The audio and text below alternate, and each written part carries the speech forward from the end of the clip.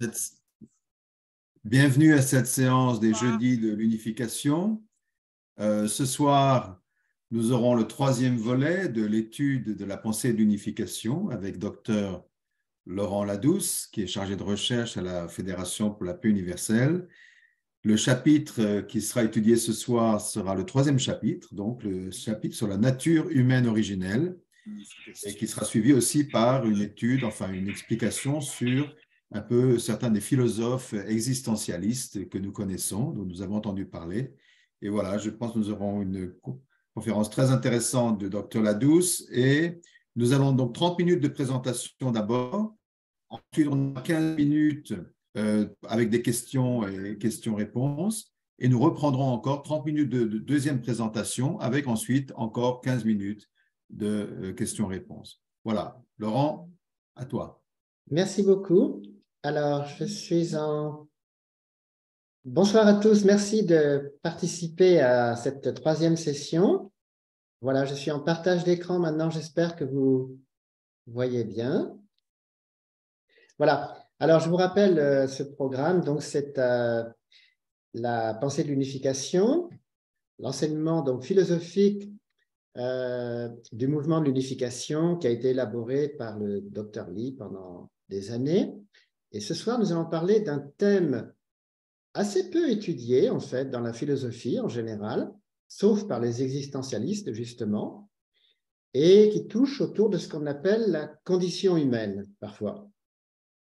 Bon, la nature humaine fait parler d'elle ces derniers temps. Il y a eu pas mal de livres qui sont parus sur le sujet. On peut noter en particulier le prix Femina 2020. Bon, c'est un roman de Serge Joncourt qui s'appelle Nature humaine. Alors, la nature humaine, en fait, c'est quoi exactement? Eh bien, des équivalences de nature. Alors, on peut parler d'essence, de constitution, d'espèces, de genre.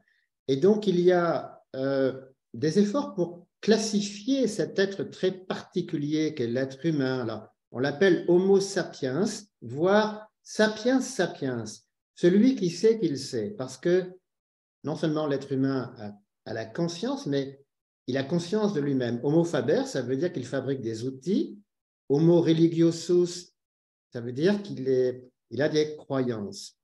Gattungswesen, c'est un mot qui vous fait peur parce que c'est un mot allemand et marxiste.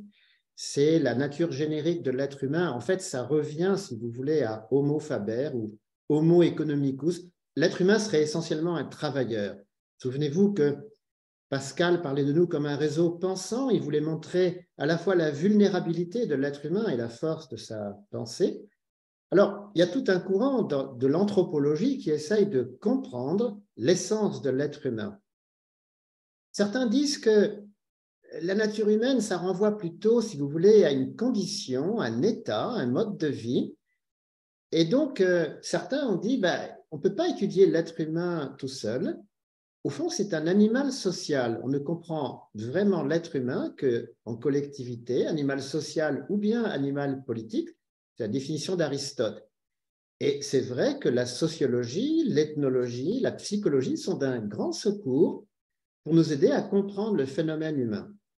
Et puis, il y a ce qu'on appelle les études de caractère, c'est-à-dire qu'au fond, la nature humaine, alors c'est parfois étudié de façon un petit peu péjorative d'ailleurs, les travers de l'être humain, la patte humaine, les penchants, ce qu'on appelle le propre de l'homme, mais en fait, c'est parfois pour montrer nos travers. Je vous rappelle cette phrase un peu cruelle de saint François de Sales, dès qu'il y a de l'homme, il y a de l'hommerie. Et ce n'est pas un éloge, c'est vraiment, il voit bien les travers de l'être humain. Et donc, ici, nous parlons de la nature humaine, mais alors dans un contexte très précis qui va peut-être dérouter certains d'entre vous. Nous disons l'image de ce qu'aurait été l'être humain s'il n'avait pas chuté. On se situe donc sur un plan théologique dans un sens, pas simplement philosophique, et je dirais métaphysique. Il y a une nature humaine actuelle qui a été déformée et il s'agit de retrouver la vraie image de ce que nous aurions dû être. C'est un problème très complexe, évidemment. Alors, rappelons ce que nous avons dit précédemment. Nous avons évoqué la théorie de l'image originelle. Nous avons parlé de Dieu, le Créateur. Ensuite, dans l'ontologie, nous avons parlé de tous les êtres qui sont... qui rappellent Dieu de façon symbolique, qui reflètent Dieu. Et voilà, l'être humain non seulement reflète Dieu, mais il le réfléchit. Il a conscience de sa relation avec le Créateur. Il peut même s'adresser à Dieu, voire le tutoyer. Et par ailleurs, il a vocation, même s'il est loin de mériter ce titre actuellement, à être Seigneur de la création. Voilà. Et donc, on va étudier la théorie de la nature humaine originelle. Au fond, nous étudions quelle était la position première, la condition de départ de l'être humain, la grandeur de sa vie, la valeur de ce que nous devrions être dans, il faut bien le dire, le meilleur des mondes. Donc, dans la pontification, il y a une conscience très aiguë que l'être humain doit faire un énorme effort sur lui-même et que ça doit se traduire aussi par des bouleversements sociaux parce que nous devons vivre dans une société qui reflète cette nature originelle. Un survol historique maintenant. Il y a eu beaucoup de réflexions depuis toujours sur cet être humain originel. Le Bouddha, par exemple, disait qu'il faut retrouver la bouddhéité. Dans le christianisme, on dit qu'il faut être comme le Christ. Eh bien, le Bouddha, l'éveillé, a pris conscience que lorsqu'on surmonte l'ignorance et les désirs mondains qui nous relient à la vie de tous les jours, à notre finitude, comme on peut appeler ça, lorsque nous arrivons à surmonter ce visage un peu faux, eh bien, nous arrivons à l'être originel, le vrai soi-même, ce qui n'est pas sans effort. Alors, le Bouddha a découvert ça au prix d'une grande ascèse. Le bouddhisme lui-même ne demande pas aux fidèles de telles exigences, mais c'est quand même tout un effort pour dépasser le moi immédiat et retrouver la vraie nature. On retrouve un peu ça chez Socrate, mais c'est un petit peu différent. Socrate commence avec cette phrase qu'on trouve au temple d'Apollon à Delphes, « Connais-toi toi-même ». Ce n'est pas une introspection psychologique uniquement. Socrate estimait que voilà, l'être humain est effectivement dans l'ignorance et qu'il a tendance à croire qu'il sait, alors qu'en fait, il ne se connaît pas bien lui-même. Et tout son effort est d'arriver à nous déniaiser un petit peu, nous sortir de nos illusions et nous ramener vers des positions plus authentiques. Socrate l'a payé de sa vie, comme vous le savez. Aristote a un point de vue selon lequel l'être humain est un être de raison, et s'il arrive à bien vivre en société, dans la cité, il sera heureux. Au fond, Aristote a une vision assez optimiste de l'être humain. Il a du mal à comprendre tout l'aspect très compliqué de la nature humaine. C'est quelqu'un qui est relativement optimiste. À l'inverse, on peut dire que Jésus-Christ, il montre que l'être humain, dans sa situation actuelle, est un pécheur et qu'il va falloir un effort très grand de sa part pour voir le royaume de Dieu qui est sa véritable condition. Ça passe par le repentir ou la conversion, un changement intérieur en fait, et une nouvelle naissance. Jésus part du principe qu'il ne suffit pas d'être relativement bon, de se conformer aux lois sociales. Il y a un effort d'arrachement à soi-même, de nouvelle naissance, qui n'est pas facile en fait. La pontification explique qu'à l'origine, Dieu voulait s'incarner en Adam et que cet Adam a chuté. Et donc, il y a deux visages assez antagonistes, on peut dire, de la nature humaine. En gros, pour schématiser, la façon Abel de voir la vie et la façon Caïn de voir la vie. La pontification n'est pas manichéenne. Ne dit pas que voilà, Abel a tout bon, Caïn a tout faux. Pas du tout. En fait, ce sont deux personnes qui essayent de leur mieux de surmonter la contradiction qui est apparue dans l'être humain. Et c'est seulement le Messie, l'être humain originel, qui est en mesure d'aider autant Abel que Caïn à se trouver soi-même. Abel est représenté dans l'Antiquité par l'hébraïsme En fait, les prophètes nous parlent de la nature humaine originelle en relation avec Dieu. Et en même temps, l'hellénisme nous rappelle que nous sommes des êtres sociaux, des êtres de nature, nous sommes des êtres de raison, donc à développer la science, un côté plus extérieur. Ces deux visions ont parfois eu tendance à s'entrechoquer. Mais en réalité, la nature humaine originelle est une harmonie, on le verra, de l'aspect intérieur et de l'aspect extérieur, et donc de l'hébraïsme et de l'hellénisme. Il faut savoir que le Christ est venu dans le monde méditerranéen, il est venu en Israël, mais il est venu dans le monde qui était dominé par la culture gréco-romaine. Tout montre que Jésus respectait cette culture. Et Paul a eu l'intelligence d'ailleurs de s'adresser aux gens de son temps et pas simplement au peuple élu. Alors, dans les temps modernes, René Descartes, avec sa fameuse formule cogito ergo sum, je pense, donc je suis, lui, il met beaucoup l'accent sur la raison et sur le fait que l'être humain va se trouver lui-même s'il développe, voilà, la connaissance. Son idée est prolongée par Rousseau qui estime que tout ça c'est bien joli, mais encore faut-il un système politique adéquat qu'il appelle la République. La République, en fait, c'est le régime des gens raisonnables qui vivent selon le contrat social. Donc, il faut des lois rationnelles pour que l'être humain arrive à mener une vie bonne. Ici intervient Kant avec un avertissement. Kant, qui était vraiment un homme de raison, ça va sans dire, mais qui était aussi très pieux. Et il a dit attention à un excès de raison.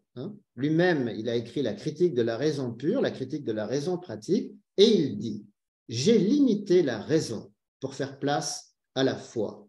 Kant nous dit c'est très bien de suivre la raison, mais notre devoir n'est pas uniquement dicté par la raison pure, la connaissance.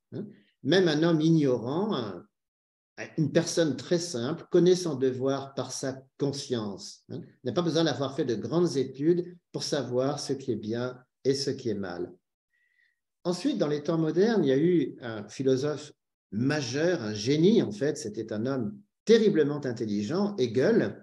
Alors lui, il est persuadé que Dieu agit dans l'histoire essentiellement par la raison et il guide l'être humain vers le savoir absolu.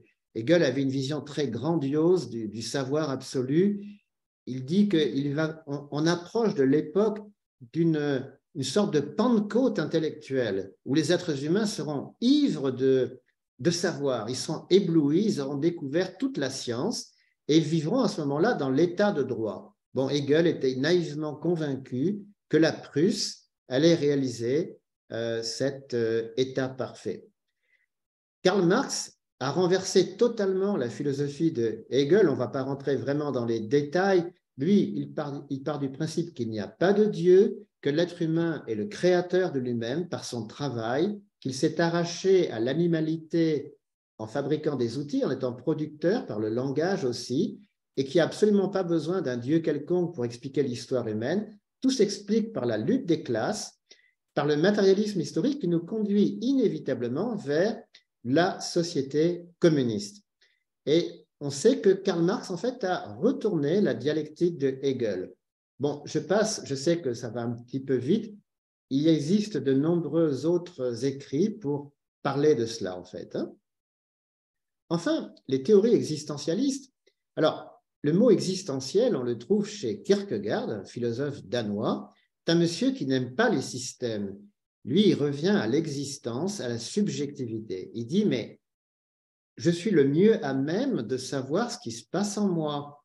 Ce n'est pas les théories intellectuelles qui me renseignent. Je sais très bien où j'en suis intérieurement.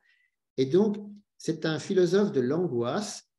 Il montre l'être humain aux prises avec des choix difficiles. Lui, il a une vision chrétienne et il nous invite à nous séparer de la foule, de ce qu'il appelle le on, le public, l'opinion. Nous devons suivre notre intuition intérieure. En fait, c'est un existentialiste chrétien, tourmenté, il est angoissé.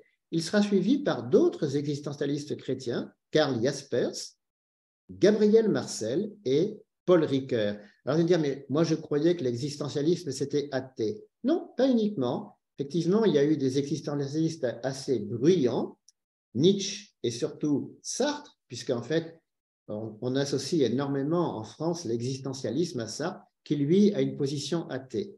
Ce que j'ai voulu vous montrer là, c'est qu'à chaque fois qu'il y a une vision intérieure, il y a toujours une vision extérieure qui est là aussi. Alors, ça sera un enjeu de cette présentation au fond, de définir ce qu'est l'être humain. Max Scheler estimait que, au fond, l'être humain, il est un peu tout à la fois. Il est à la fois Homo sapiens, Homo faber, Homo religiosus. Je vous laisse deviner comment nous allons définir l'être humain. Je laisse le suspense, ceux qui ne savent pas la réponse. En tout cas, dans cette présentation, on tient compte de ce qu'on appelle parfois la théorie de l'aliénation. Qu'est-ce que ça veut dire? C'est que l'être humain actuellement mène une vie qui est faussée par la chute, par le péché. Et donc sa conscience est faussée. Il a une image déformée de la vie. Il prend pour vérité des choses qui sont un petit peu illusoires, jusqu'au moment où il prend conscience qu'il était dans l'erreur. Pas intellectuellement, mais sur le plan existentiel. Il menait une vie qui était fausse et qui l'amenait à avoir des opinions erronées. Et donc, nous avons des représentations faussées, des croyances, des idéologies qui sont erronées. Bon, nous les prenons très sincèrement au sérieux jusqu'au moment où on s'aperçoit qu'elles étaient illusoires. Et donc, nous tenons des discours faussés. Voilà. Et nous avons une culture qui est en grande partie faussée. Ce n'est pas une critique méchante. C'est pour dire que, voilà, la condition humaine n'est pas facile. Parce que si seulement nous savions comment penser correctement, mais justement, c'est tout le problème, c'est d'arriver à retrouver une vérité qui nous libère. Alors là, on va parler de l'image divine. Nous allons voir que l'être humain est destiné à atteindre la maturité, à devenir un être de relation épanoui et à cultiver son individualité. Je suis un être qui doit, au cours de sa vie, de sa condition humaine, eh bien, je dois unir mon esprit et mon corps. C'est ma nature, je suis créé comme ça, je dois faire avec. Je dois aussi m'unir à la personne du sexe opposé et je dois cultiver mon individualité. Au fond, ça se résume à 3 grands verbes. Le verbe être moi-même, aimer et surtout aimer la personne de l'autre sexe et créer quelque chose de valable dans ma vie. Je vous rappelle qu'on a défini l'image originelle qui comporte donc les attributs et la structure. Donc, dans les attributs, il y a l'image divine d'une part et le caractère divin d'autre part. Dans l'image divine, je vous rappelle qu'il y a l'image universelle et l'image individuelle. Dans l'image universelle, il y a le Sung Sang et le Hyung Sang, c'est-à-dire l'esprit et le corps, et le yang et le yin, le masculin et le féminin. Voilà, ça c'est un rappel si vous n'aviez pas suivi les exposés précédents. Et le caractère divin, c'est le cœur, le logos, la créativité. Donc on va revenir un petit peu, si vous voulez, sur tous ces aspects. Alors, l'être humain, quand on dit qu'il a l'image divine, qu'il est un être fait de la personne spirituelle et de la personne physique, eh bien, on a vu qu'il y avait différents niveaux de Sung Sang et de Hyung Sang. Je ne sais pas si vous vous rappelez la dernière fois, c'est vrai que c'était un tout petit peu compliqué à comprendre. Nous avons en nous l'âme spirituelle, l'âme physique, la vie que nous partageons avec les plantes et les animaux, et puis le caractère physico-chimique. Tout ça, c'est le Sung Sang de l'être humain, l'aspect invisible et fonctionnel. Et puis, nous avons également, nous sommes constitués d'atomes et de molécules, de cellules, de tissus et d'une structure. Nous avons des organes, un système. Nous avons le corps spirituel. Ça, c'est l'être humain comme condensé de l'univers. Ensuite, Sung Sang et Hyung Sang, ça veut dire être dual, composé de l'esprit et du corps. L'esprit, c'est l'unité de l'âme spirituelle et de l'âme physique. Voilà, c'est l'âme humaine. Et tout le reste, c'est le corps humain. On peut dire aussi que l'être humain, c'est un être uni de personnes spirituelles et de personnes physiques. Donc, la personne spirituelle ici, c'est l'âme spirituelle et le corps spirituel et tout le reste, c'est la personne physique. Enfin, l'être humain est un être complexe qui a une âme duale. C'est quelqu'un qui est composé d'une âme spirituelle, Sung Sang, et d'une âme physique, Yung Sang. Voilà, bon, ça, c'est des rappels un petit peu théoriques, mais c'est toujours bon. Vous savez, la pensification, c'est un peu comme des mathématiques. Hein. Il faut connaître un petit peu les bases, les théorèmes. C'est pas mauvais, c'est bon pour la gymnastique intellectuelle. C'est une philosophie qui a son propre langage et au fond, c'est sa richesse aussi. Hein. Il faut arriver à se familiariser avec ces notions. Voilà. Alors, concrètement, je suis composé d'une âme spirituelle et d'une âme physique, et l'ensemble constitue l'âme humaine. Hein.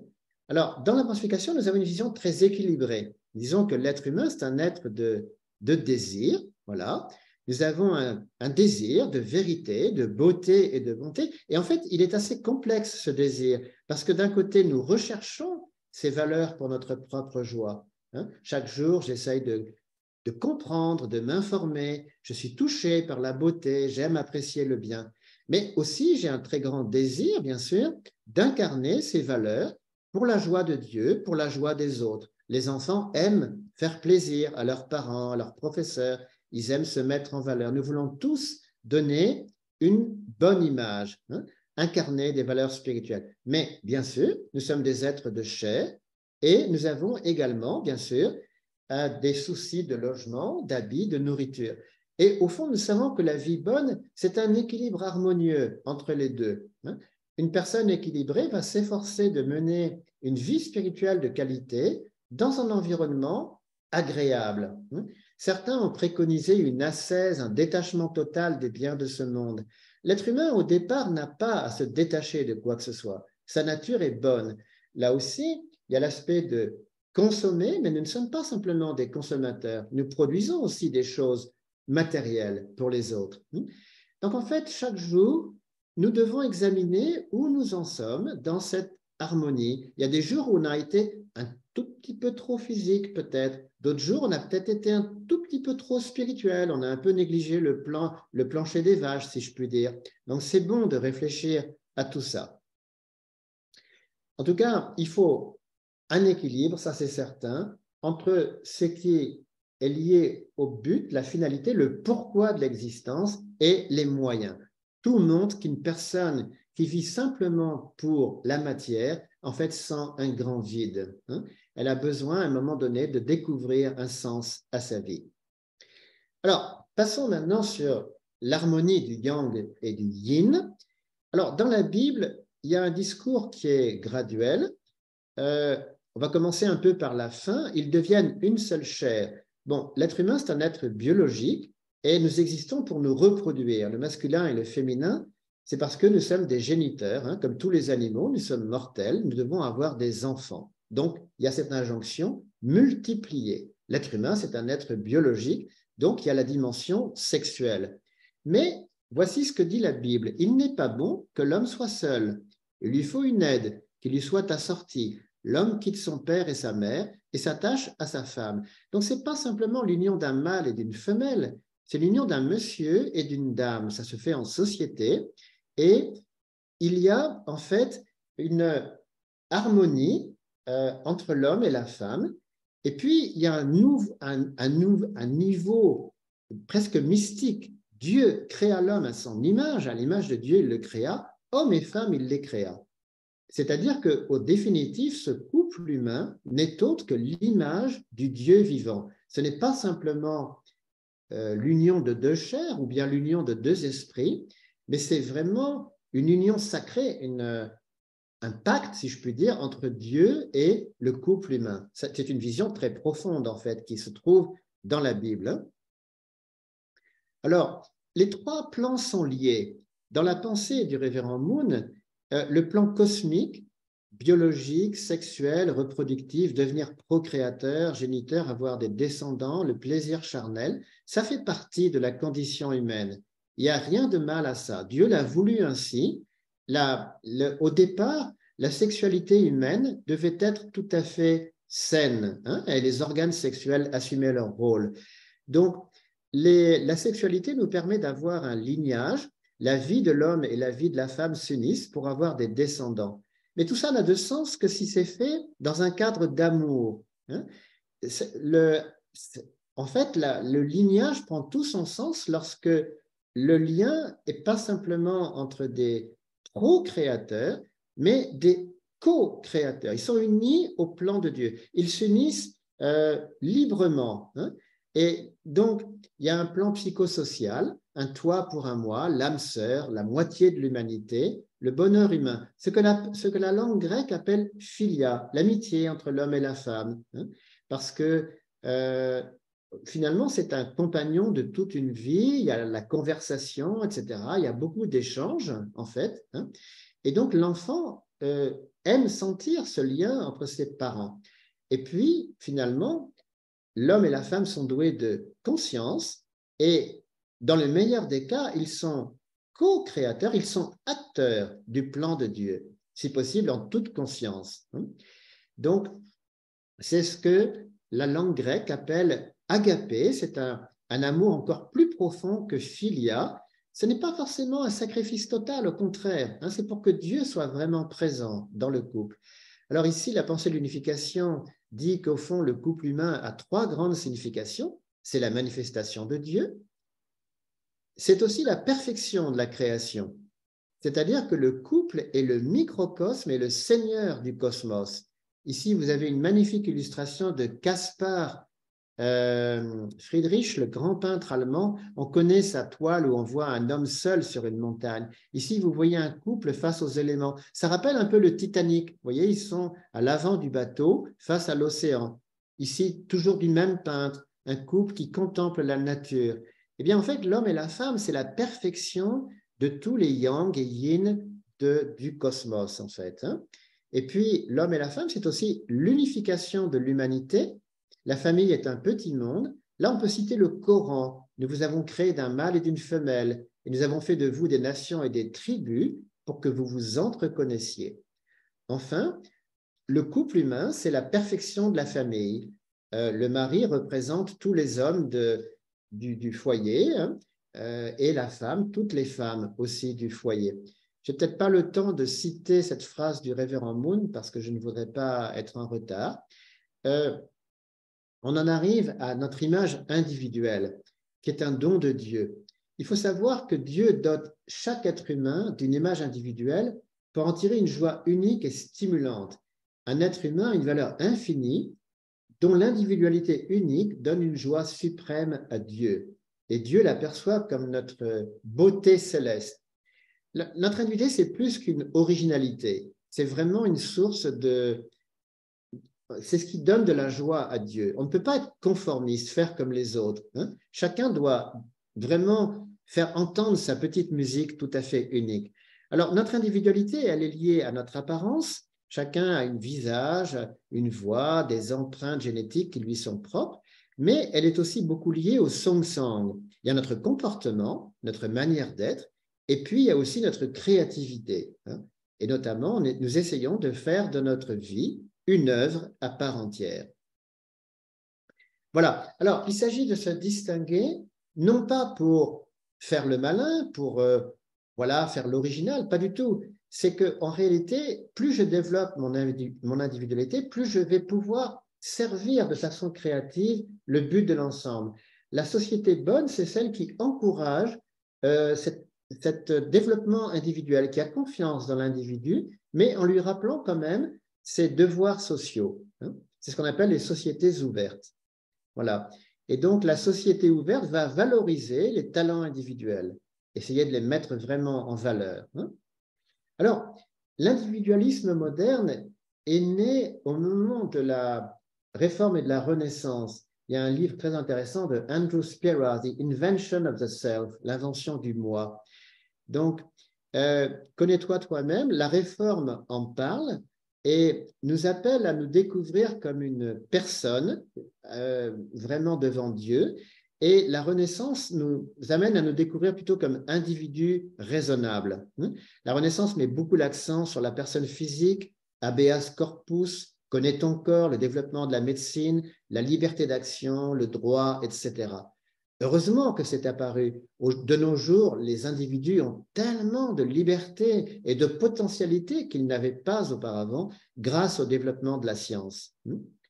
Et donc, il y a eu l'apparition de la statuaire aussi. Alors en même temps, il y a eu la réforme, donc la personne spirituelle, la conscience, connaît en esprit le libre arbitre. Ici, vous avez un autoportrait de Dürer.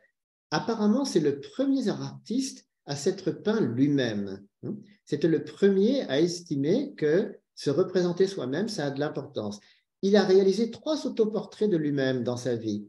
Ça vous paraît banal aujourd'hui, mais à l'époque, c'était tout à fait révolutionnaire. Quelqu'un qui se représente lui-même. Mais en fait, c'est le fond du monde moderne. Nous valorisons ces choses-là de nos jours. Voilà. Et donc, pour nous, il doit y avoir un équilibre, n'est-ce pas, entre la vision intérieure de type Abel et la vision extérieure de type Caïn. Je suis arrivé à 19h30 et je m'en voudrais de dépasser le temps. Donc, je vais arrêter le partage. On va avoir une première session de questions-réponses, hein, si vous voulez bien.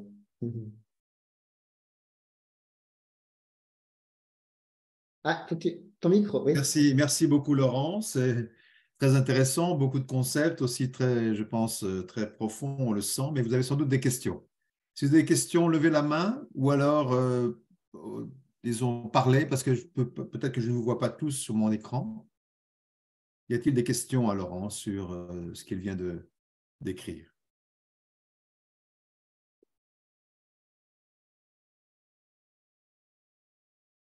Oui, Pierre Pierre. Bourgain, oui. Pierre Bourgain, D'accord. oui. J'ai une question en lien avec la terminologie. Une terminologie à laquelle je suis habitué en écoutant le docteur Mario Beauregard, il parle du moi supérieur. Comment on pourrait définir, selon la théorie de l'image originelle, hein, le moi supérieur avec tout ce que tu nous as expliqué, Laurent? Alors, je ne sais pas exactement ce que Mario Beauregard entend, hein, par le moi supérieur. Disons que on peut l'entendre comme un moi purifié, si on part du principe que voilà, l'être humain a chuté, qu'il est un petit peu déformé. Il y aurait au plus haut de nous-mêmes notre vrai moi purifié, qui est un peu ce que nous sommes à notre meilleur niveau. Il y a des jours où on atteint une certaine plénitude, on se dit, là, je suis vraiment moi-même, je suis en pleine possession de mes moyens. Il y a des jours où on se cherche. Et parfois, c'est très douloureux. On a l'impression d'être complètement déformé, on se sent mal parce qu'on se dit, je n'arrive pas à être moi-même, je me sens mal dans ma peau. Et d'ailleurs, l'entourage le sent. Hein. Donc, l'être humain est constamment en train de se battre pour arriver à se dégager disons, d'une condition qui le rend un peu malheureux, quoi. Et ce qui n'arrange pas les choses, c'est que parfois on croit s'être trouvé, et puis on s'aperçoit que ça pouvait aussi être un tout petit peu illusoire, quoi. C'est pour ça que la vie humaine est devenue difficile, et ça explique d'ailleurs cette angoisse des existentialistes, puisque eux-mêmes se battent constamment avec ces questions. Ils se demandent quand est-ce que je vais arriver à être vraiment moi-même, quoi. Voilà. Ouais. Merci, Laurent. Autre question. Ah, alors, de Jean-Paul, comment résumerait-il succinctement ce que tu viens de présenter? Ben, on a vu donc, pour l'instant, on a essayé de voir en quoi l'être humain peut mener une vie correcte. Hein. Bon, premièrement, unir son esprit et son corps, hein, c'est la base de tout. Donc, la condition humaine, c'est moi avec mon corps, quoi. Alors, déjà, s'accepter soi-même, hein, c'est tout un chemin. Ensuite, inévitablement, nous devons tenir compte du sexe opposé. Donc, l'homme doit trouver la femme doit trouver l'homme. Et quand bien même j'aurai ces deux choses-là, arriver à être et à aimer, je dois arriver à faire quelque chose. Hein. Au bout d'un moment, il faut que je crée. Je ne peux pas me contenter d'être une bonne personne, d'aimer mon prochain. Il faut aussi que je fasse quelque chose. Je crois que ça résume un petit peu ce dont on a parlé. Moi, j'ai une question, Laurent. Oui, je t'en prie. Tu as parlé au début de 4 façons de décrire l'esprit et le corps. Est-ce que tu peux simplifier ça, c'est-à-dire quelle est leur raison d'être et pourquoi il y Oui, en a 4 et tu peux expliquer un petit peu plus? oui, c'est ça. Alors, en fait, c'est la structure hein, de l'être humain qui est très complexe.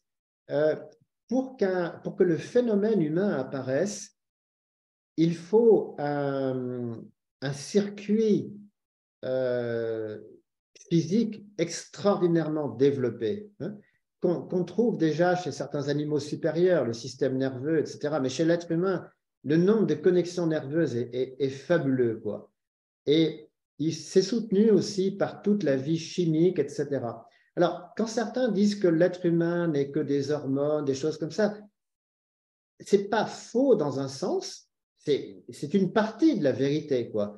Et donc, cette pensée dit que tout ça, cette structure, c'est simplement la carrosserie, hein.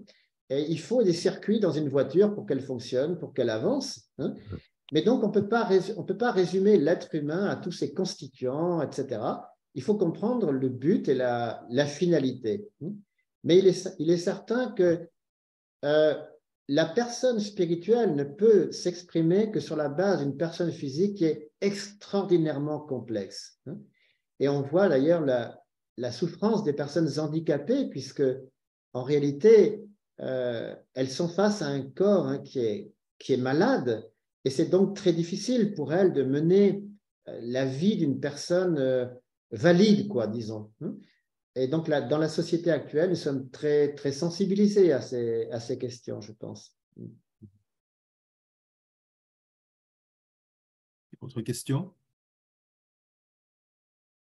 Si je ne vous vois pas, comme il y a plusieurs, je vois pas tout le monde sur l'écran, donc s'il vous plaît, élevez la voix hein, si vous voulez parler.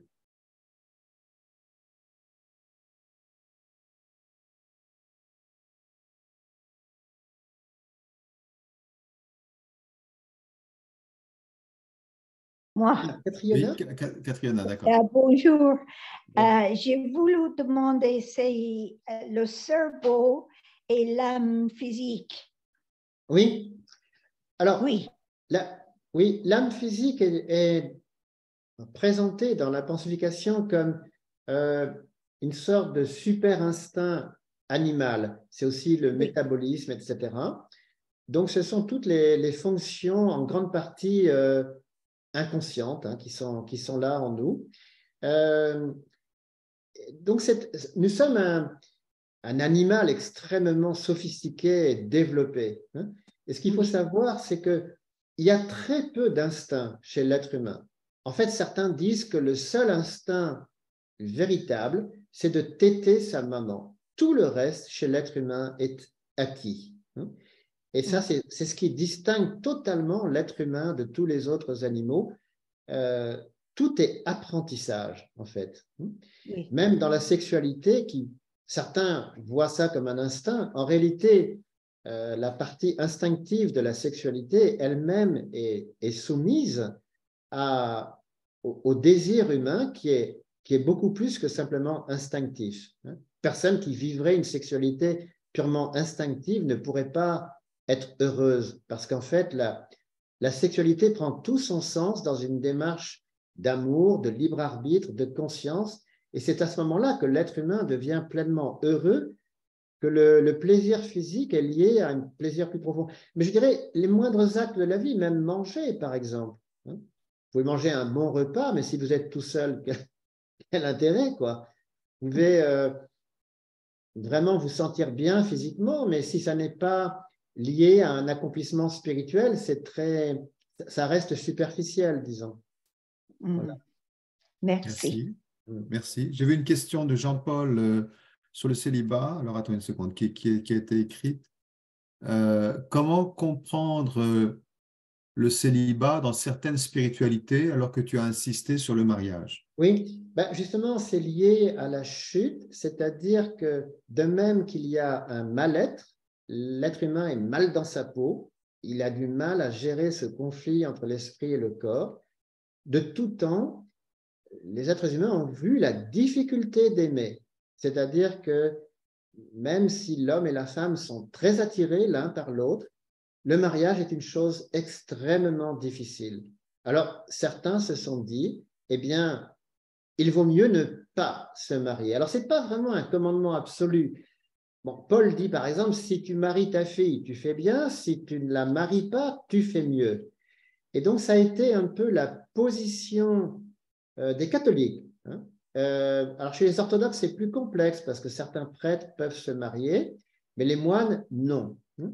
Et ça n'a jamais été totalement codifié. Les raisons du célibat ne sont pas comme s'il y avait une part de non-dit, un peu de « qu'en prenne qui pourra ».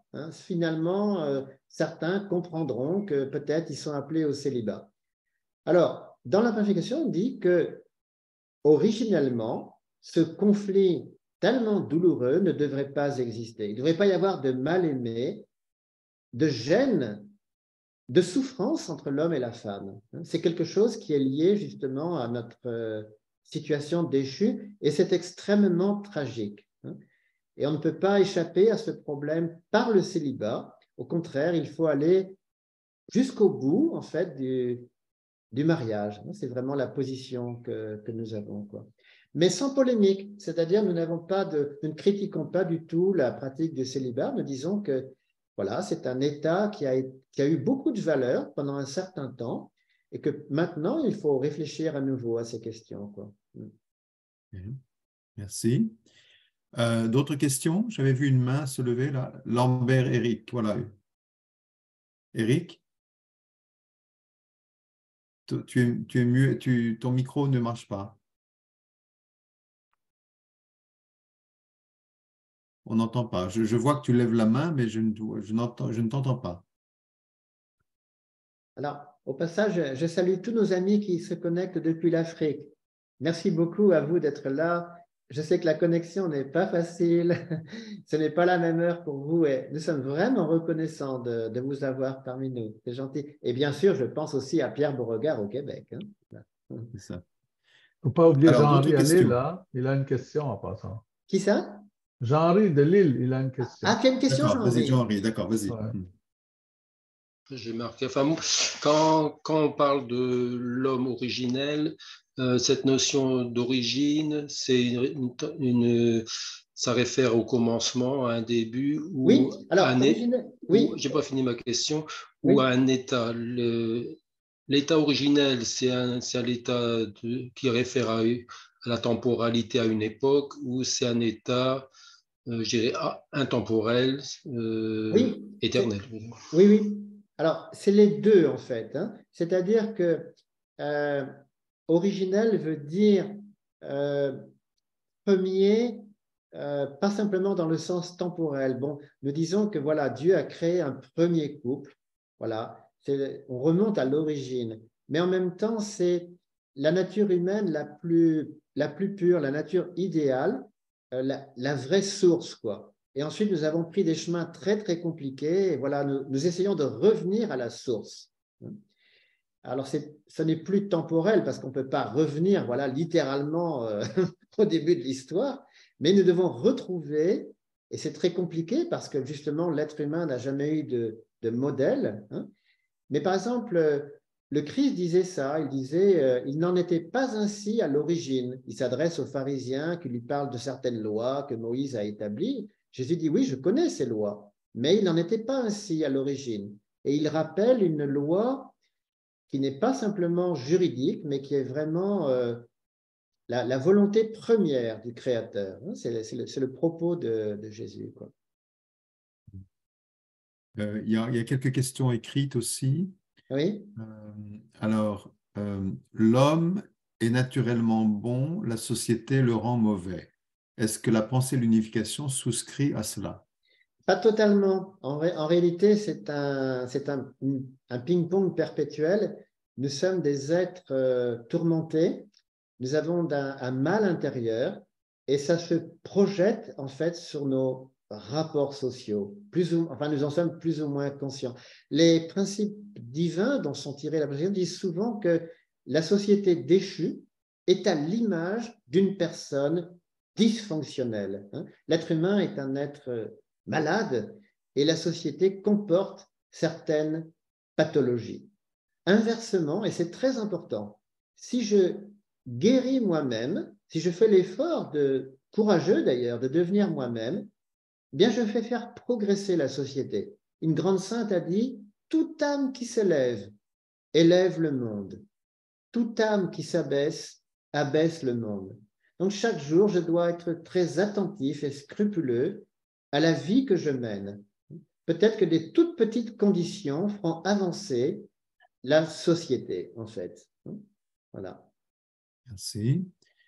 Oui, merci. Je voulais parler un peu, s'il vous plaît. Oui, vas-y, oui, Christophe. J'ai une question qui m'a été posée.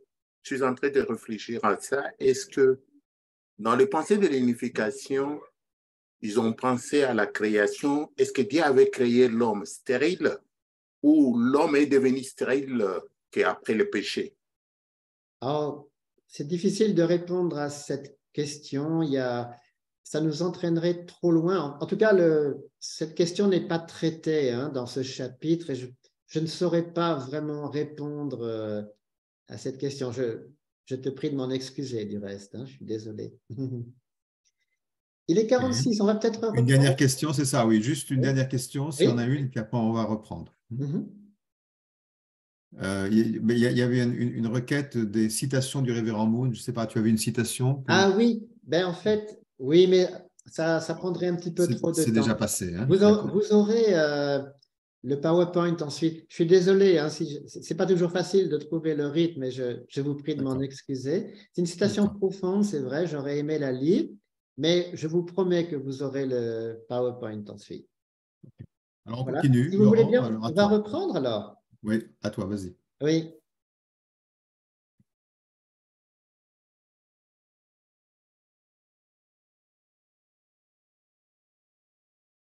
Alors, voilà, vous voyez? OK, nous étions là. Alors, on va parler maintenant du caractère divin. Alors, les deux sont liés, en fait, vous allez le voir.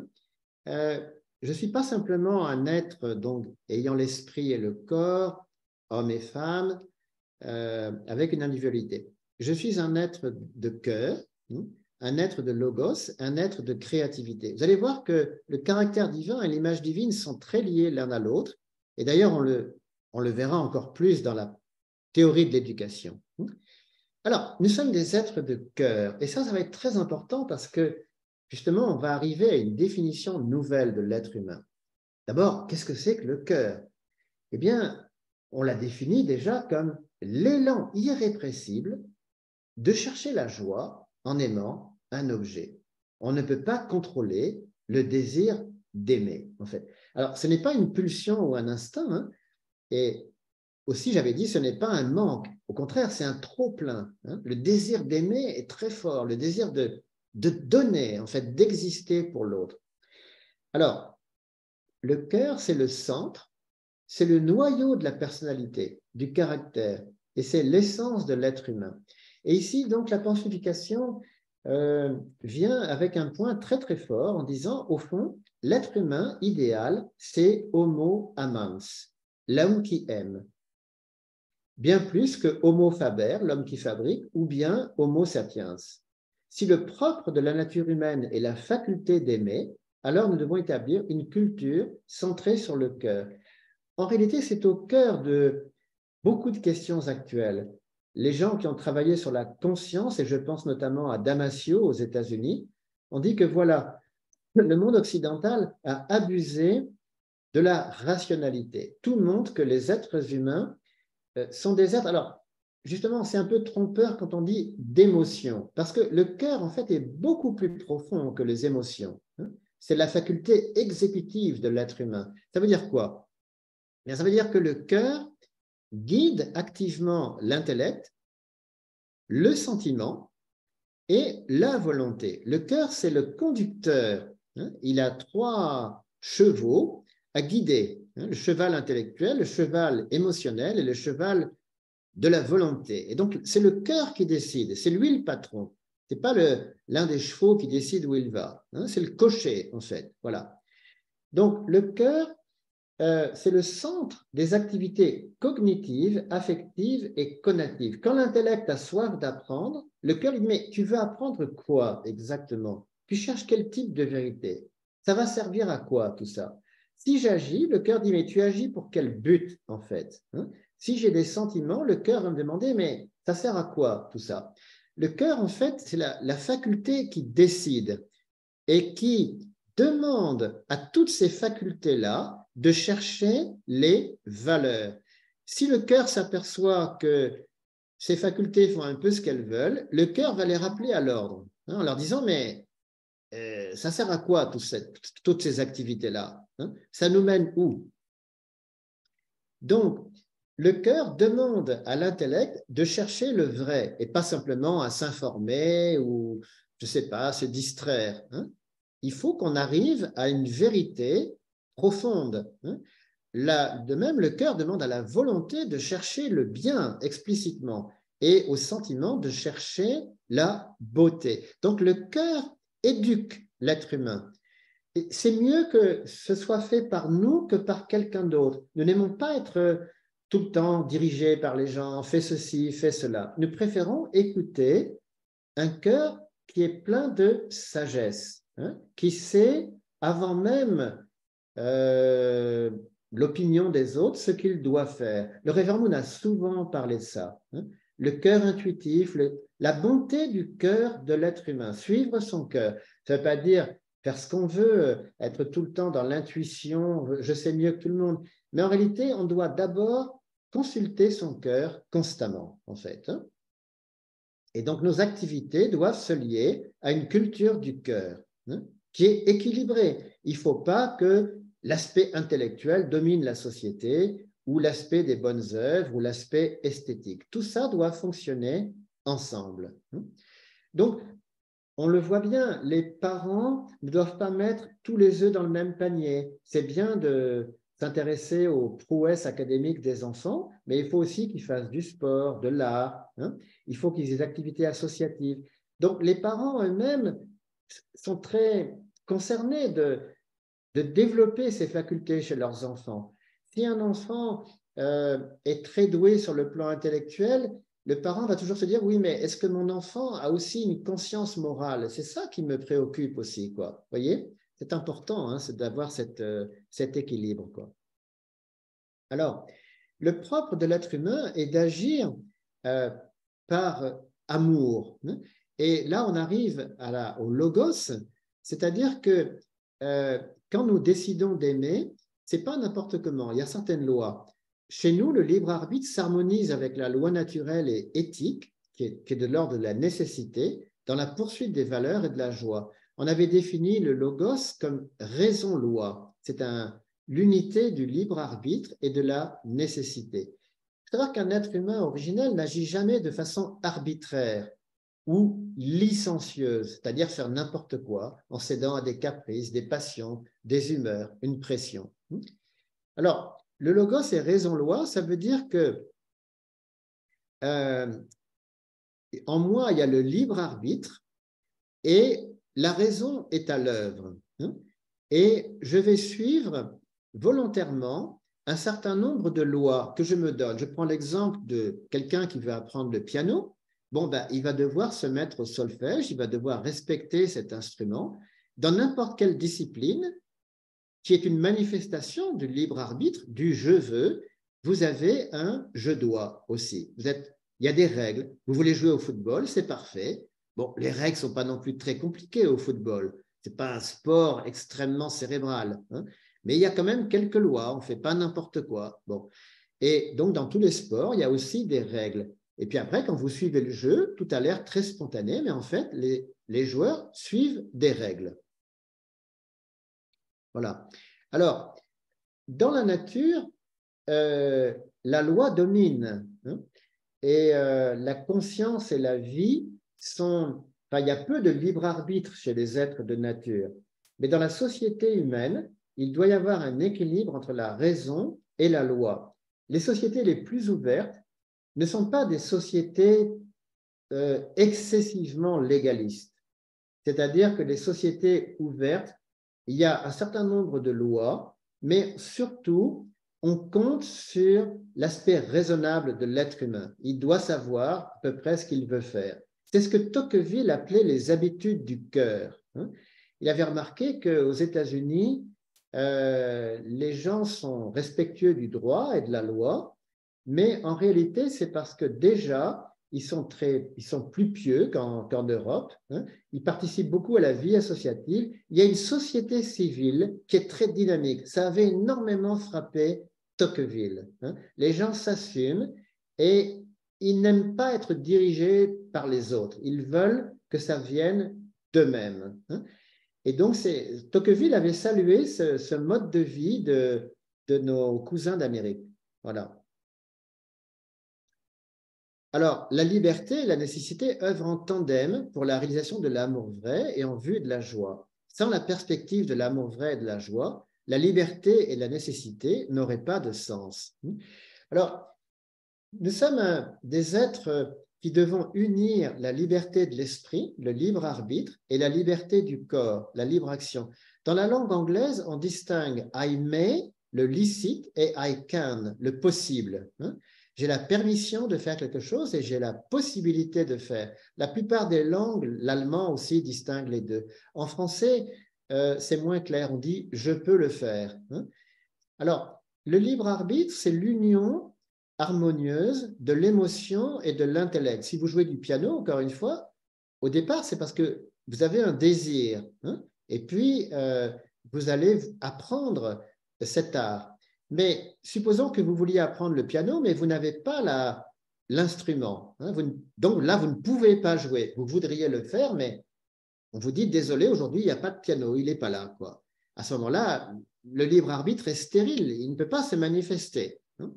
Donc, il faut, la liberté totale, c'est l'union du libre arbitre, du je veux et du je peux. Voilà. Alors, ici, le principe de l'unification rappelle que la liberté se déploie dans le cadre du principe, il y a des règles. La liberté va avec la responsabilité. L'être humain créé selon le principe peut atteindre la perfection s'il remplit sa responsabilité sur la base de son libre arbitre. La personne incitée par son libre arbitre à poursuivre le but de la création remplira sa part de responsabilité. Et puis un dernier point, c'est que la liberté recherche l'accomplissement réel. C'est-à-dire qu'il n'y a pas de liberté sans résultat concret qui donne de la joie. Les personnes qui sont constamment en train d'agir, on peut dire librement, mais qui ne produisent guère, à un moment donné, elles doivent rendre des comptes. Où est-ce que ça mène, tout ça? On va parler maintenant de l'être de créativité. Bon, c'est vrai que dans le monde animal, vous avez des animaux qui sont un peu producteurs, notamment les abeilles qui produisent du miel. On fait produire des perles à certains coquillages, etc. Mais alors, il y a aussi des animaux qu'on utilise comme producteurs et travailleurs pour les labours, pour le transport, enfin moins maintenant. Donc, l'animal est capable d'un certain travail, ça c'est indéniable. Mais l'être humain, lui seul, est créateur de par sa position de seigneur de la création. La créativité, c'est bien plus qu'un phénomène anthropologique. C'est un don de Dieu, en fait. C'est-à-dire que, au fond, la créativité humaine, elle vient du caractère divin, elle nous rappelle la créativité de Dieu. Je vous rappelle que dans la créativité, il y a deux étapes. Il y a un fondement des quatre positions intérieures, qui est le stade de l'invention et de la conception. C'est-à-dire que, voilà, j'ai une idée nouvelle, une idée créative, un peu inédite. J'ai une nouvelle idée qui vient en moi. Et après, il va falloir la produire. Il ne suffit pas d'avoir des idées nouvelles, il faut pouvoir les produire. C'est le fondement des quatre positions extérieures. Le logos va prendre la position de partenaire-sujet. Il va falloir des matériaux, des moyens, et puis petit à petit, une œuvre va apparaître. Pour Dieu, c'est pareil. Dieu a des idées, il crée un logos, et ensuite, il passe à l'acte. Alors, la philosophie de la créativité, c'est la suivante, en fait. D'abord, il faut savoir que la créativité a un but. C'est de manifester vraiment notre individualité. Alors, ensuite, la maîtrise ça s'applique à toutes sortes de domaines, la gestion, la fabrication, la préservation, etc. Alors, les activités qui relèvent de la maîtrise de la création, c'est aussi bien des activités liées au monde matériel, les industries primaires, secondaires et tertiaires, que les activités liées à la politique, l'art et la culture, la science. Et dans l'idéal originel, ces activités de maîtrise doivent se faire dans l'amour de Dieu. Si l'être humain avait hérité de la créativité de Dieu dès le départ, il aurait mené ses activités centrées sur son amour. Ensuite, il y a un deuxième point très important, c'est que avant de maîtriser les choses, je dois me maîtriser moi-même. Dieu, le Seigneur suprême, est qualifié pour régner sur l'être humain. L'être humain aurait donc dû se voir octroyer la créativité de Dieu afin d'exercer le règne sur la création. Dieu voulait doter l'être humain de sa créativité à la condition qu'il remplisse sa part de responsabilité pour sa perfection durant sa période de croissance. L'être humain aurait donc dû recevoir la créativité de Dieu et la qualification de régner sur la création une fois qu'il se serait parfait, en accomplissant sa part de responsabilité de co-créateur et d'héritier jusqu'au terme de sa période de développement. Donc ça, c'est un point très important de l'enseignement de la pensionification. L'être humain, la première création, c'est moi-même. Être l'auteur de ma propre vie jusqu'à un certain point, et à partir de là, je vais pouvoir faire des choses. Il faut savoir que l'être humain, en fait, c'est le microcosme. Et donc, dans la mesure où l'être humain est capable de se parfaire lui-même, qui est un petit cosmos, un cosmos en miniature, ça lui donne le droit de régner sur le grand cosmos. Alors, dans l'époque moderne, ça s'est énormément développé, cet aspect-là. L'être humain a pris confiance en lui par la science et c'est allé très loin. Aujourd'hui, c'est incroyable, la domination que nous exerçons. Dans l'idéal, il aurait fallu que le sentiment de la nature, qui vient en fait en grande partie du romantisme, aille de pair avec ce développement de la science. Il y a eu un moment où, sous l'influence du romantisme, le sentiment de la nature était très, très puissant en Europe. C'est-à-dire que les poètes disaient, mais la nature n'est pas simplement faite pour être dominée techniquement. Nous devons l'aimer. La nature est tellement belle, l'être humain doit se sacrifier pour mettre en valeur ça. Et Caspar Friedrich, justement, c'est un peintre extraordinaire, c'était un peintre chrétien qui a voulu représenter cette responsabilité un peu solitaire. Vous voyez, il a peint un homme là devant une montagne, mais aussi une femme. Et on sent une sorte d'inquiétude chez lui. L'être humain est à la fois seul au monde et il est habité par un désir de donner un sens à toutes ces choses, de mettre de la poésie. Alors, ce qu'il faudrait justement, c'est arriver à trouver une écologie qui unisse ce sentiment de la nature, cet amour de la nature, et puis quand même le souci du développement. Un des problèmes de l'écologie, c'est que au lieu de nous demander d'aimer la nature, elle nous demande presque de haïr l'être humain, qui serait un grand coupable, un méchant. En fait, ce n'est pas comme ça qu'on y arrivera. Au contraire, il faut aider l'être humain à retrouver sa position et l'encourager à être créatif et à mettre plus de sentiments dans sa création. Bon, je pense que ça va venir petit à petit après tous les excès qu'on a connus. Alors, ce qu'il faut savoir, c'est que la créativité, elle est mal partie. Il y a beaucoup de déformations. L'égocentrisme déforme l'activité créatrice. Nous avons tendance à négliger l'environnement ou les autres avec des effets néfastes. Donc, on connaît la destruction de la nature, la pollution, la fabrication d'armes de destruction massive. Et donc, il faut arriver à retrouver donc la vision originelle. Il faut autant de vision et de dessin que de bonne attitude, autant d'inspiration que de transpiration. Et tout ce que l'on fait doit être à la fois un travail, un labeur qui nécessite le travail des mains et du cerveau et une œuvre, un ouvrage du cœur. On ne peut pas être des drogués de travail, ce n'est pas possible ça. L'être humain n'est pas esclave du travail. À travers le travail, il se fait lui-même. Donc, il faut aussi un équilibre entre la créativité et l'invention, et puis la technique, la diligence, la finition. Quelqu'un, par exemple, qui est purement technicien, hein, ben à un moment donné, il va sentir un vide. On va lui dire, mais ne sois pas simplement un bon technicien. Et essaye aussi de développer ta créativité, d'être plus qu'un exécutant. Inversement, quelqu'un qui est trop créatif, mais qui néglige les aspects techniques, il va devoir revoir ça. Alors, par ailleurs aussi, il faut savoir que le salaire, le titre, l'avancement, c'est une partie de ce que nous cherchons. Il doit y avoir aussi une joie et une croissance, une maturation dans l'entreprise. Alors, ici, il y a une phrase on l'a appelé l'existentialiste français, Jules Lequier. Il a dit une phrase que je trouve magnifique. Faire et, en le faisant, se faire. Il explique que la finalité de toute action humaine, c'est de se faire soi-même. Quand je fais quelque chose, en fait, je me fabrique moi-même. Je deviens un être meilleur.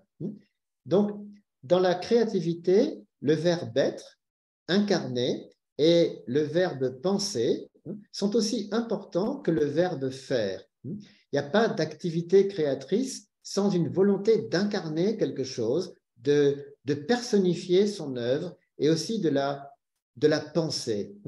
On voit que Beethoven, par exemple, était un être totalement investi dans sa création. Il y mettait vraiment tout son être, en fait. Et les grands artistes ont vécu jusqu'au bout des ongles leur art.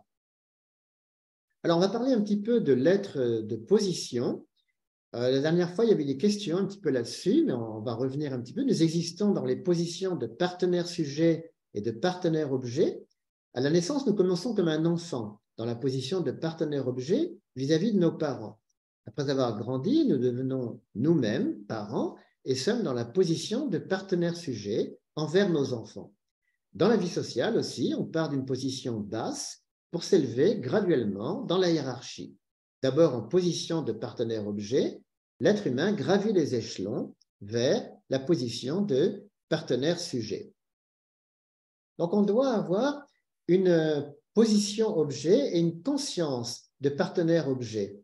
En fait, au départ, l'être humain, il ne demande pas mieux, puisque sa volonté première, c'est de tout faire pour plaire à son créateur. C'est un désir très spontané chez l'être humain. On va dire que le sens premier de la vie humaine, c'est de plaire à Dieu comme son partenaire-objet. Nous cherchons constamment à retrouver cette motivation et à servir les autres aussi. Et nous essayons de plaire à des personnes bienveillantes. Si nous avons de bons professeurs, de bons parents, etc., nous aimons faire plaisir. Donc, l'être humain cherche spontanément des figures d'autorité. Je vous rappelle que le mot autorité, ça revient de augeo, qui veut dire augmenter. La personne d'autorité, ce n'est pas quelqu'un qui vous écrase. Au contraire, elle est là pour vous augmenter, en fait. C'est ce que Michel Serres avait parfaitement vu. Les bons professeurs et guides spirituels, ce n'est pas des gens dogmatiques. En fait, ils veulent vous aider à développer vos facultés. Les parents et les grands-parents souhaitent que leurs enfants deviennent meilleurs qu'eux-mêmes. Le chef d'entreprise, les décideurs, les officiers supérieurs ne veulent pas avoir des gens aux ordres ou esclaves, mais des gens qui prennent des initiatives. Alors, le désir d'être apprécié nous amène à cultiver une conscience de partenaire-objet. Et on le voit bien, on doit être serviable, mais pas servile. C'est-à-dire, finalement, on perd sa personnalité, on est un petit peu un pion dans un système. Ça, c'est pas bon. On doit être réceptif, mais pas passif. Bon, les professeurs, ils aiment que les élèves les regardent pendant le cours, qu'ils soient attentifs. Bon, cela dit, l'élève, il n'est pas obligé d'interrompre le professeur à tout bout de champ. Mais déjà, le simple fait d'être très attentif, de boire les paroles du maître, c'est tellement stimulant pour le professeur. Il sent vraiment que les enfants ont envie d'apprendre. On doit être discret sans être effacé. On doit être respectueux sans flagornerie, flatterie, ni obséquiosité. Il faut savoir que les dictateurs abusent de la conscience de partenaire-objet. C'est un drame, c'est que beaucoup de gens ne demandent pas mieux que de servir la société, mais justement, on a peur parfois que ce soit manipulé. Alors, là, maintenant, on va parler de la position sujet. Dieu le Créateur et le partenaire sujet absolu, veut oindre l'être humain comme seigneur de toute la création. Nous sommes donc destinés à mûrir vers la position de vrai partenaire sujet où nous incarnons l'autorité de Dieu. Plus que de simples positions sociales, ce sont des bases pour que Dieu soit souverain dans nos vies. Alors, le partenaire sujet va devoir, on va dire, premièrement, se soucier sincèrement du partenaire objet. Il doit avoir un cœur parental. Il va exercer sa responsabilité de faire grandir le partenaire objet, donc c'est ce désir d'augmenter. Il doit aimer activement le partenaire objet, l'accompagner avec respect. Et il doit mettre de l'autorité dans l'amour et donner à l'amour une densité, une gravité qui ne soit pas pesante. Le partenaire sujet ne doit pas être comme un contremaître grincheux qui est constamment en train de surveiller. Il doit déléguer, faire confiance et se dire que voilà, si les instructions sont claires, le travail va se faire. Et bien sûr, il doit être concerné, mais pas constamment intervenir. Il va surtout essayer d'éveiller la curiosité, la créativité du partenaire objet et l'aider à visualiser sa progression. Donc, le parent fait grandir l'enfant dans le cadre de la famille, qui est une école de l'amour et du savoir-aimer. Le professeur, l'entraîneur, le guide spirituel font grandir l'élève, le disciple, dans le cadre d'une académie, d'une discipline, qui est une école du savoir-être. Et le patron, le maître, le créateur font grandir l'apprenti dans le cadre d'une entreprise, une institution, un corps, qui est une école du savoir-faire. Et ici, c'est important d'accepter l'évaluation. Bon, je ne dirais pas forcément être maniaque des notes. Bon, les notations, on sait qu'il y a des philosophies différentes. Mais un être humain doit chercher à se faire évaluer. De toute façon, il y a des disciplines où, si vous voulez progresser, par exemple dans le sport, si vous voulez atteindre l'excellence, bon, vous devez accepter de vous mesurer aux autres. Donc, l'être humain ne doit pas avoir peur de l'évaluation. Au contraire, c'est destiné à l'aider à grandir. Cela dit, on ne doit pas résumer les gens à leurs notes ou à leur classement non plus. C'est important d'avoir l'équilibre. Donc, le partenaire sujet doit se soucier sincèrement avec un cœur parental et donc sentir cette responsabilité. Alors, je voudrais parler un tout petit peu des existentialistes. Il me reste quelques minutes, si vous voulez. Alors, le mot existentiel est inventé par Kierkegaard et en fait, c'est Gabriel Marcel, le tout premier, qui a inventé le mot existentialisme en 1945. Et après, ça a été repris par Sartre avec sa fameuse formule « l'existence précède l'essence ». Curieusement, c'est un philosophe persan, un penseur chiite, qui le premier avait dit ça. Et oui, c'est étonnant. Moula Sadra Shirazi avait dit il y a très longtemps « l'existence précède l'essence ». Alors, les existentialistes disent qu'il n'y a pas vraiment de nature humaine dès le départ. L'être humain est un être libre, libre de ses choix. Pouvoir choisir fait notre grandeur et notre fragilité. Les mots-clés des existentialistes, c'est absurde, surtout chez Camus, aliénation, angoisse. Alors ça, c'est le thème qui revient très souvent. Parfois, l'ennui, voire ce que Sartre appelle la nausée. Chez les existentialistes, le thème d'autrui est très important. On a vu tout à l'heure chez Kierkegaard l'hantise du on, le public, la masse, ce qui risque de me dépersonnaliser. Chez les existentialistes, il y a une réflexion constante et un peu angoissée sur la condition humaine, ce que Heidegger appelle le Dasein. Ça veut tout simplement dire être là. La finitude, c'est-à-dire être limité, être un esprit dans un corps, le sentiment de la mort. La conscience, chez les existentialistes, est très importante, et surtout la conscience malheureuse, le soi, en but avec lui-même. Le thème de Dieu et de la mort de Dieu revient souvent chez les existentialistes, le problème du choix et de la liberté, ce que Sartre appelle le projet, la responsabilité. Il y a chez beaucoup d'existentialistes un sentiment tragique de la vie, notamment chez Nietzsche et Unamuno. Alors, le thème de l'intériorité est très important, la vie intérieure en fait. Le rejet des valeurs chez Nietzsche, mais pas chez tous les existentialistes, avec chez Nietzsche aussi le thème de la mort de l'homme. Et puis la transcendance chez les existentialistes chrétiens. Alors, les existentialistes sont souvent des gens pessimistes. Vous voyez ce que dit Nietzsche, par exemple. La Terre a une peau, et cette peau a des maladies. L'une de ces maladies s'appelle l'homme. Oh là là, que c'est triste. Miguel de Unamuno, pourtant un existentialiste chrétien, dit « L'homme, par le fait même d'être homme, de posséder une conscience, est, en comparaison de l'âne ou du crabe, un animal malade. La conscience est une maladie. » Voilà ce déchirement intérieur, ces angoisses que nous avons tous. Voyez ce que dit Vercors. L'animal ne fait qu'un avec la nature. L'être humain fait deux. Pour passer de l'inconscience passive à la conscience interrogative, il a fallu ce schisme, ce divorce, il a fallu cet arrachement. Au fond, l'être humain n'a pas l'innocence de l'animal, hein, chez ces penseurs. Et puis alors, Émile Cioran, qui était un maître du cynisme, hein, il dit « La conscience est bien plus que l'épine, c'est le poignard dans la chair ». Alors, ici, vous avez des représentations de la pensée existentialiste, la mélancolie de Dürer à gauche, l'ennui, un sentiment très très fort chez Jean-Paul Sartre, l'anxiété chez Edvard Munch, celui qui a fait Le Cri. Là, vous avez justement des peintures de Munch. C'est tout à fait l'univers existentialiste. Alors, au fond, et je vais terminer là-dessus, qu'est-ce qui trouble les existentialistes? Ils se disent « Je n'ai pas choisi de naître. Voilà, un jour, je suis né, j'ai été jeté dans le monde, nous dit Heidegger. Hein, et comment dire, Cioran dit, il a écrit un bouquin qui s'appelle « De l'inconvénient d'être né ». Ah ben oui, tout a commencé par cette naissance, je n'avais même pas demandé à naître. Et puis l'existentialiste se dit « Je vis sans l'avoir voulu », et en plus, au terme de cette vie sur Terre, eh bien, il y a la mort, le néant. D'ailleurs, Heidegger est pessimiste, il dit « un être pour la mort ».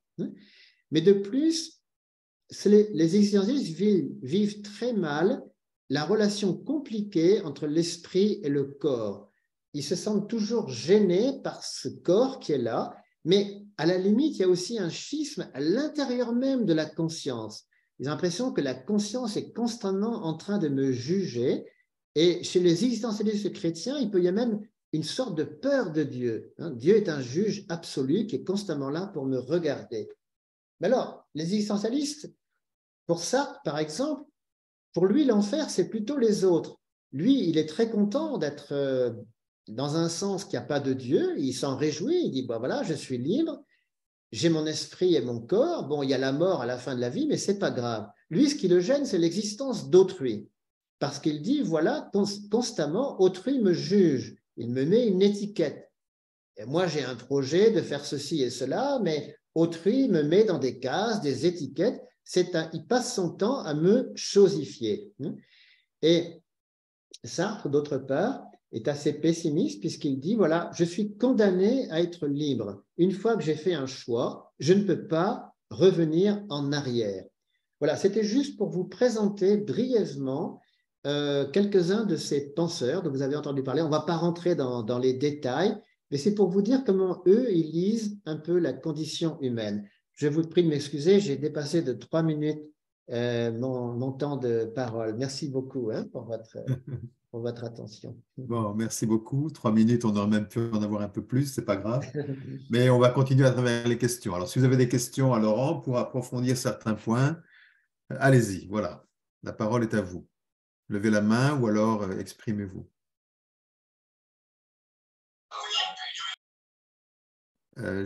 Quelqu'un parle, mais je ne vois pas qui c'est là. C'est moi qui oui, Pierre Beauregard. Excuse, là, je domine la période de questions. Non, mais le Canadien se permet de s'exprimer. Alors, donc, voilà, la situation des existentialistes, c'est désolant. On n'en a pas trop au Québec, je m'en réjouis. Mais on parle que l'homme a une motivation d'origine d'être objet à Dieu, d'amener la joie à Dieu, mais aussi d'être sujet envers les autres.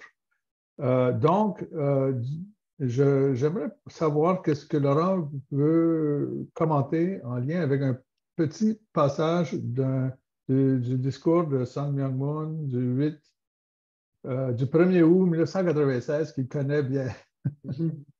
Pour devenir un partenaire d'amour, autrement dit, pour incarner Dieu.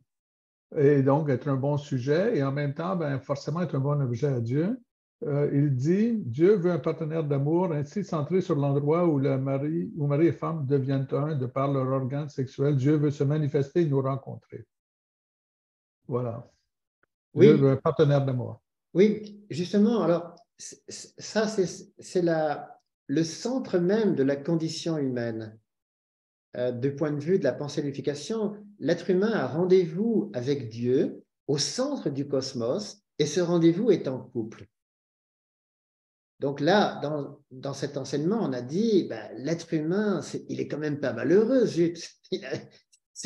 Il a été créé avec une position incroyable. L'univers entier, en fait, attend la joie du couple qui va rencontrer Dieu. Hein. Et le révérend Moon nous libère de tellement de nos peurs en disant, mais voilà, il n'y a rien de plus merveilleux que cette rencontre entre l'homme et la femme. Au départ, c'est ça que Dieu veut, en fait. Hein. Et justement, les existentialistes, la plupart d'entre eux avaient des visions très compliquées de la sexualité. Bon, par exemple, pour Kierkegaard, c'est notoire chez lui, il a choisi finalement le célibat. Il était très amoureux de Régine Olsen et il a renoncé. Alors, il n'explique pas tellement pourquoi, mais c'est un choix qu'il a fait.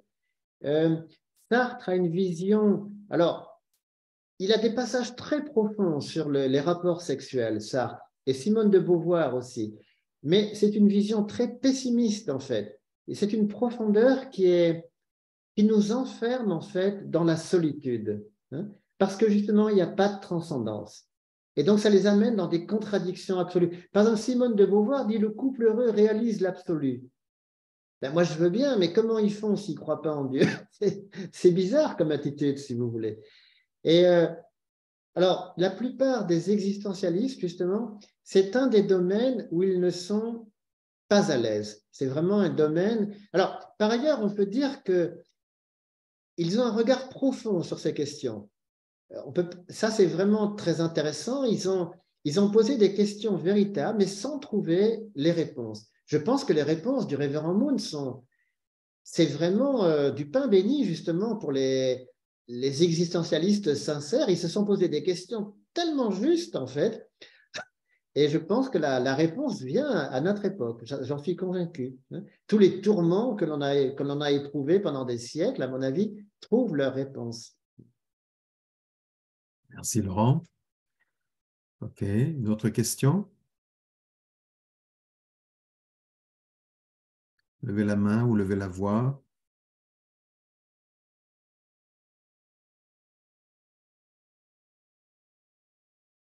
On est perdu dans les profondeurs de la pensée, là. Je suis désolé, hein, j'ai dû être assez rapide, comme à chaque fois. Je me doute que ce n'est pas évident de… J'essaie de donner à peu près tout le chapitre et je vois que ce n'est pas facile. Hein. Ah, question peut-être, oui? Vas-y, question Colataire, oui, vas-y. Oui, alors c'est vrai que le fait que le point d'union entre Dieu et l'homme soit dans la relation sexuelle entre l'homme et la femme est pour moi un petit peu difficile à véritablement comprendre. Mais je voudrais demander si le point d'union de Dieu et l'homme est le cœur de l'homme, d'après Laurent. Est-ce que c'est là où se fait l'union entre… Oui, oui. Alors justement, le révérend Moon disait dans un passage que je trouve extraordinaire que les organes sexuels sont le palais de l'amour, de la vie, du lignage et de la conscience. Peut-être revenir un tout petit peu sur cette notion qui me paraît tellement profonde en fait. Attendez, voilà, c'est ici. Hein. Vous voyez là sur l'écran? Oui. Ah non, pardon, excusez-moi. Je reviens en arrière, très loin. Ça, à mon avis, c'est un sommet de la pensée du révérend Moon, je crois. Attendez, je vais revenir, excusez-moi.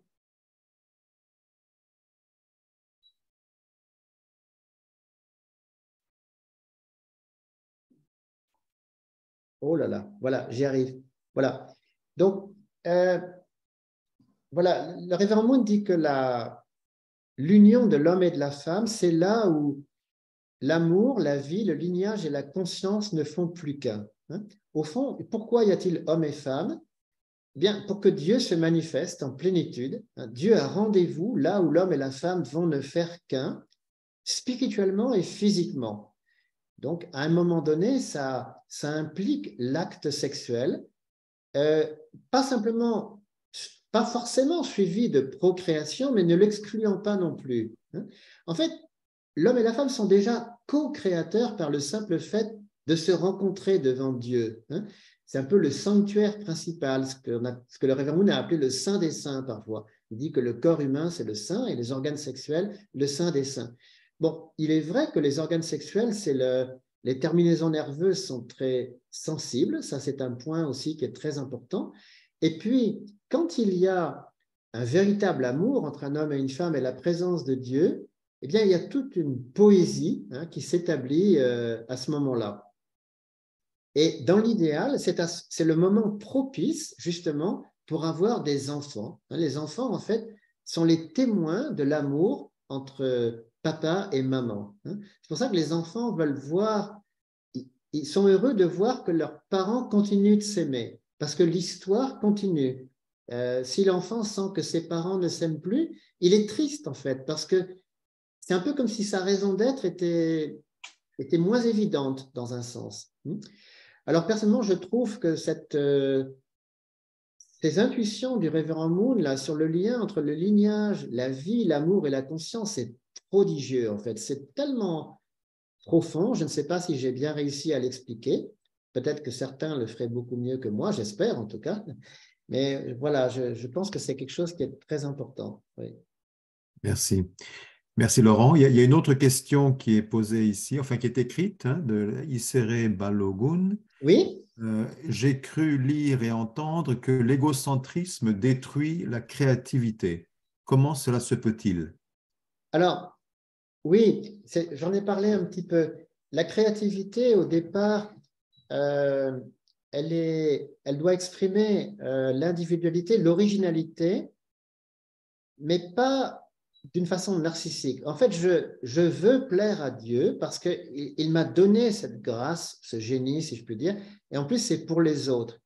En fait, les grands artistes sont très soucieux du public. Ils sont très angoissés, en fait, de savoir si leur œuvre plaît. Un grand artiste ne pense pas qu'il a... Un artiste véritable et humble devant son public. Il a peur de déplaire. Il a le trac vraiment. Et chaque fois qu'il doit se produire sur scène, il est habité. Il se dit, est-ce que je vais vraiment réussir? Le public est très, très important pour lui. Et aussi de plaire à Dieu. Donc, un grand artiste ne peut pas faire n'importe quoi. Il veut vraiment être au maximum. Et c'est important d'avoir cette vision. Les grands artistes étaient vraiment des gens scrupuleux. Ils voulaient vraiment toujours bien faire, se remettre en cause. On leur avait dit, mais vous avez déjà produit tellement de chefs-d'œuvre. Ils disent, oui, mais ce n'est pas encore assez. Je dois encore créer, quoi. Aussi, on connaît des artistes très malheureux, comme par exemple Beethoven, qui était sourd à la fin de sa vie. Certains peintres qui sont devenus aveugles. Imaginez leur douleur de ne plus pouvoir s'exprimer. Alors, de nos jours, ce qui peut rendre la créativité très narcissique, c'est que, justement, comme il y a énormément de réseaux sociaux, on vit dans un monde un peu virtuel et parfois l'épreuve du public manque. Les gens sont moins habitués qu'avant à se coller à un public exigeant, à devoir se produire vraiment sur scène avec des gens réels qui sont là, quoi. Quand tout est virtuel, c'est un peu embêtant. On peut se faire des illusions, quoi. C'est pas parce qu'on a des likes à tout mieux que forcément on a fait quelque chose de bien. C'est très changeant tout ça. Merci. Et Isere qui a posé la question dit merci. Et c'est d'ailleurs pareil pour l'enseignant. Ah oui, merci Isere, qui est professeur de droit public à Parakou. Merci d'être avec nous. Voilà. Et il y a une autre question ici, c'est est-ce que de Yuen Emiko, est-ce que la conscience a toujours existé ou est-ce qu'elle est apparue avec la chute? Non, la conscience en fait partie de la nature humaine et parfois nous avons l'impression qu'elle est liée à la chute parce que nous avons tendance à la percevoir comme un juge qui nous... un juge un peu impitoyable. Alors, le révérend Moon disait que la conscience est un parent. En fait, elle n'est pas là pour juger l'être humain et le condamner. Hein. Ça, justement, c'est là que les existentialistes commettent beaucoup d'erreurs, y compris Kierkegaard d'ailleurs, parce que si on le croit, on a l'impression que la conscience est une source permanente d'angoisse et de tracas. Là, on dit, mais non, c'est un parent bienveillant qui nous veut du bien. La conscience n'est pas là pour nous mettre des bâtons dans les roues, nous empêcher de faire quoi que ce soit. Au contraire, elle est là pour nous rappeler où est-ce que nous devons aller. Je pense que ce que dit le révérend Moon sur le fait qu'elle est le premier parent, c'est important en fait. Ça soulage les gens de beaucoup d'angoisses un peu inutiles. Dans la société actuelle, on est très névrosé quand même. Hein, on se fait du souci pour pas grand-chose, quoi. Et là, on dit, mais non, mais ne vous inquiétez pas, votre conscience, c'est un parent, elle vous veut du bien. Voilà. Une autre définition de la conscience qui dit que c'est la lumière du cœur. Oui, la tout à conscience, c'est fait. la lumière du cœur. Oui, oui. Alors, le problème, c'est ça, c'est que dans le théâtre existentialiste, j'appelle ça un théâtre, ils imaginent que voilà, l'être humain doit constamment comparaître devant sa conscience. C'est une situation angoissante, quoi. Et je dois dire que c'est un peu Kierkegaard qui a amené ça, d'une façon qui est... Alors, il y a une certaine grandeur, c'est vrai, on ne peut pas le nier, mais c'est à l'origine de ce sentiment tragique de la vie qui a un peu empoisonné l'existentialisme chrétien. Gabriel Marcel était un existentialiste assez joyeux, je trouve. Mais même beaucoup d'existentialistes chrétiens sont des gens un peu tourmentés, quoi. Et donc, ça donne des arguments à des gens comme Sartre, qui se disent, ben voilà, c'est des névrosés, tous ces gens-là, quoi. Bon, merci Laurent, on arrive bientôt à la fin. Je prends une dernière question peut-être. Il est déjà 7h30, mais on prend une dernière question s'il y en a une. Alors, j'en vois une qui est écrite. Laurent, tu as parlé des grands artistes, mais la pensée de l'unification ne présente pas chaque être humain comme un génie? Ne présente-t-elle pas chaque être humain comme un génie? Oui, c'est vrai. Alors ça, c'est très fort, justement. On se dit, oh là, c'est vraiment intimidant. Alors, bon, on va peut-être pas parler des génies géniaux, enfin, les gens vraiment... Mais nous avons tous du génie. C'est-à-dire que nous avons tous une faculté, une grâce qui est avec nous, même dans des petites choses. Il y a des gens qui ont un génie incroyable pour le jardinage, pour la cuisine, pour des petites tâches comme ça. Ils sont vraiment épatants, quoi. Et nous sommes touchés par l'originalité de la personne, même si ce n'est pas une très grande œuvre. Hein. Nous aimons sentir l'âme d'autrui.